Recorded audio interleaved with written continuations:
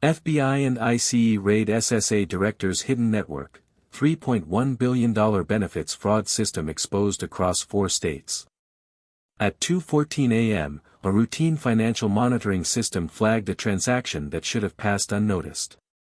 It wasn't large. Just under $10,000.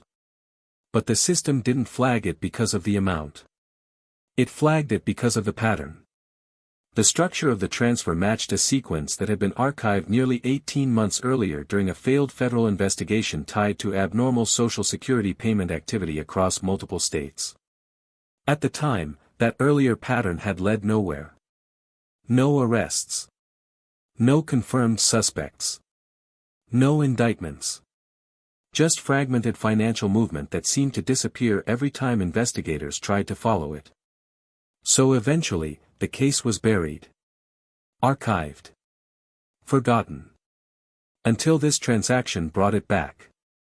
When analysts reopened the original files and compared the data, the match wasn't partial. It was exact. Same timing intervals. Same routing behavior. Same fragmentation structure designed to stay below federal reporting thresholds. But there was one difference. This execution was cleaner. More refined. Whoever was behind it had improved the system. Which meant the operation had never stopped. It had evolved. Within hours, a quiet internal review was authorized. No press alerts. No public filings. No official announcements.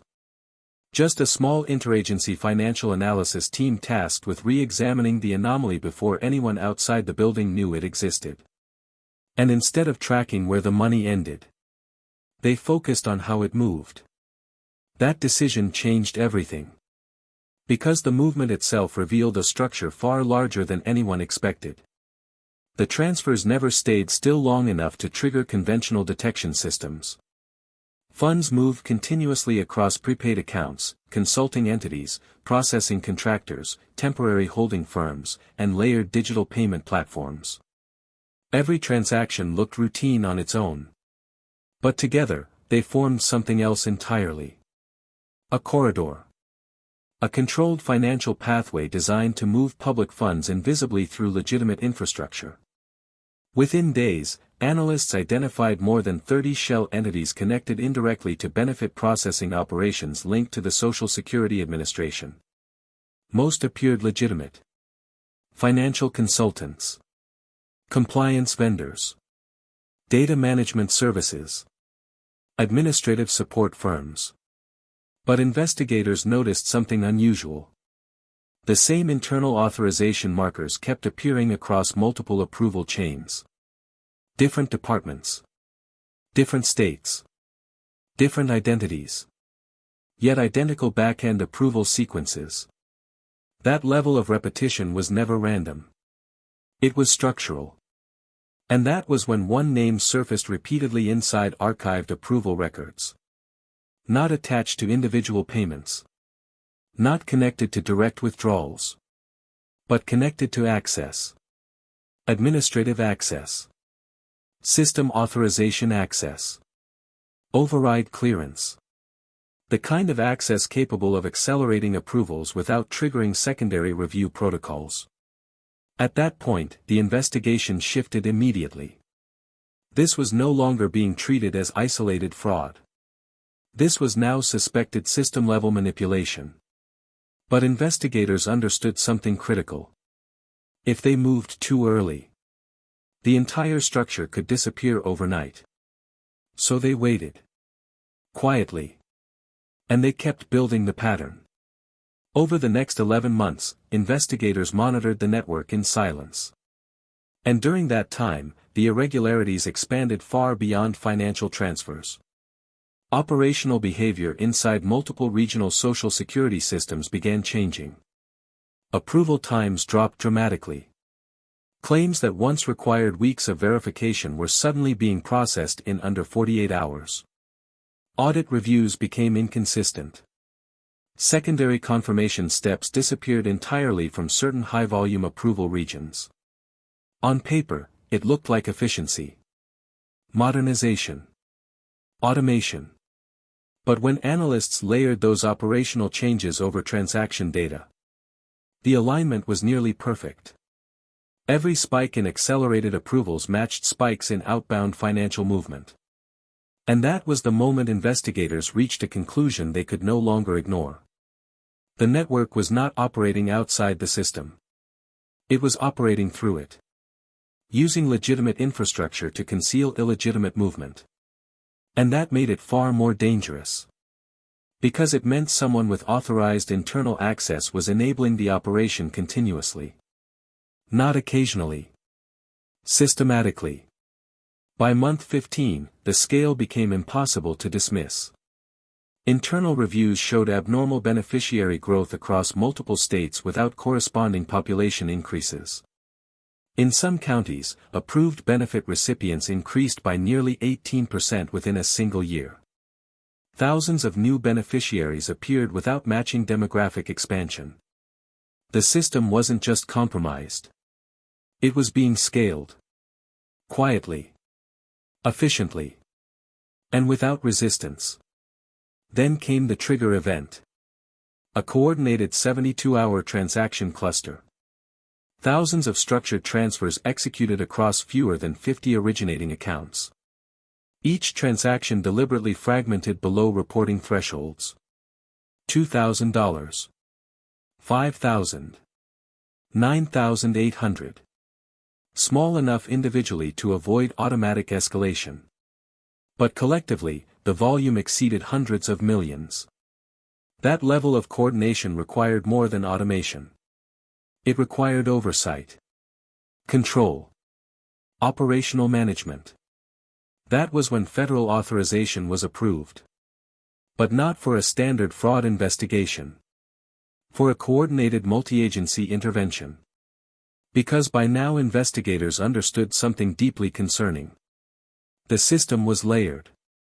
And removing one component would not stop the operation. At 5:42 a.m., movement began. No sirens.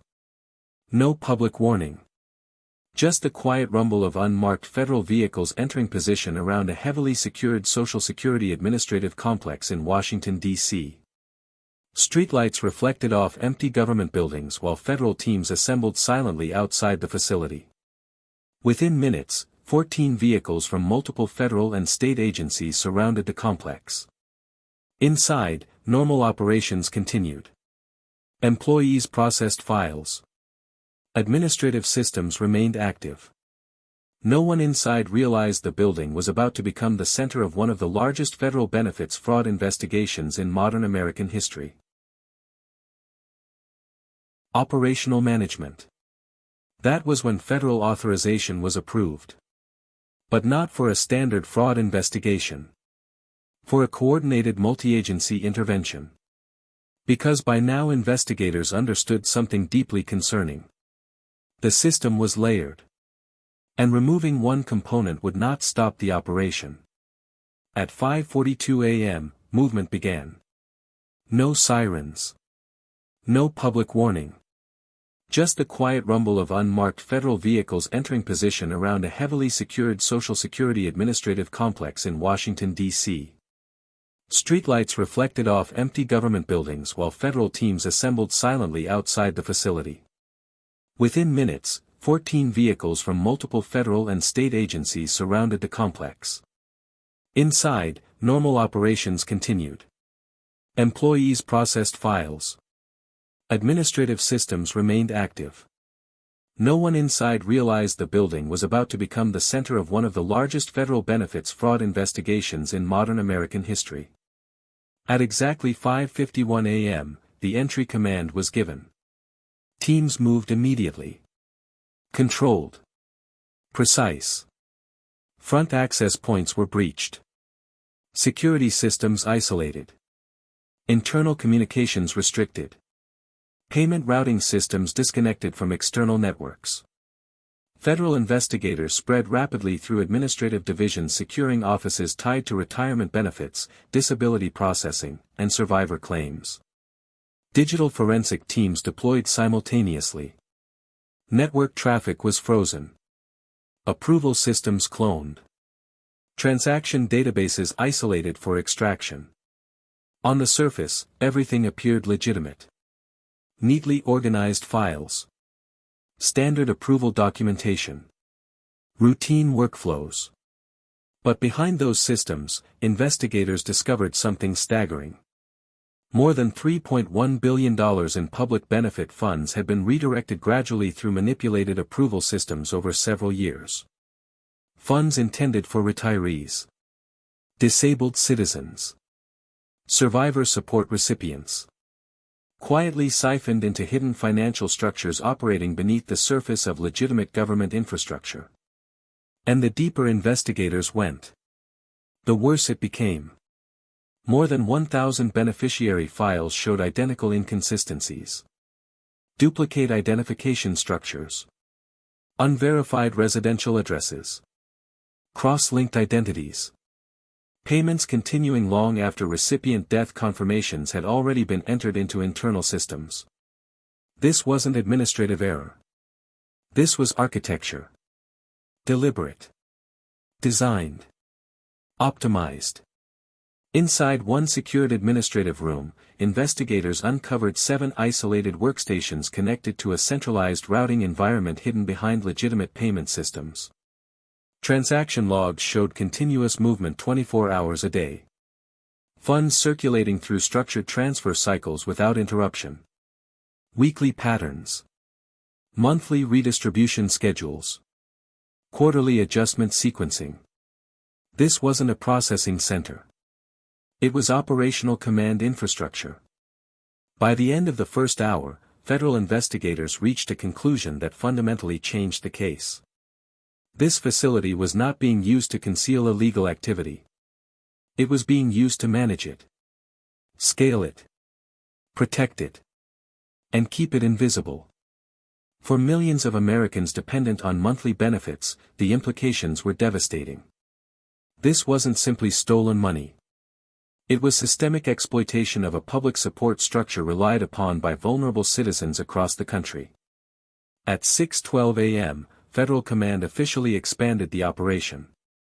The investigation was no longer categorized as benefits fraud. It was now designated as a coordinated financial crime operation involving organized interstate criminal infrastructure. And the individual initially detained during the raid was no longer viewed as the central figure. Only one component of a much larger system. Then investigators followed the money. And what they uncovered forced the operation into an entirely different category. Financial forensic analysts traced the movement patterns beyond the original approval systems. Within hours of being issued, funds fragmented into smaller transfers across layered accounts before reassembling inside shell corporations disguised as consulting groups, logistics contractors, administrative vendors, and technology service providers. Every layer existed to create distance between the money and its origin. And then came the second discovery. Some of those financial pathways intersected directly with networks already under federal surveillance. Interstate narcotics distribution. Human trafficking operations. Organized laundering systems spanning Florida, Texas, Illinois, and California. This was no longer a corruption case. Public funds were now suspected of sustaining broader criminal infrastructure operating across multiple states. One federal analyst later described the architecture as self-feeding. Money moved through the system and strengthened the very networks protecting it. At 6:46 a.m., the investigation crossed another line. Analysts identified more than 20 intermediary coordinators responsible not for creating fraudulent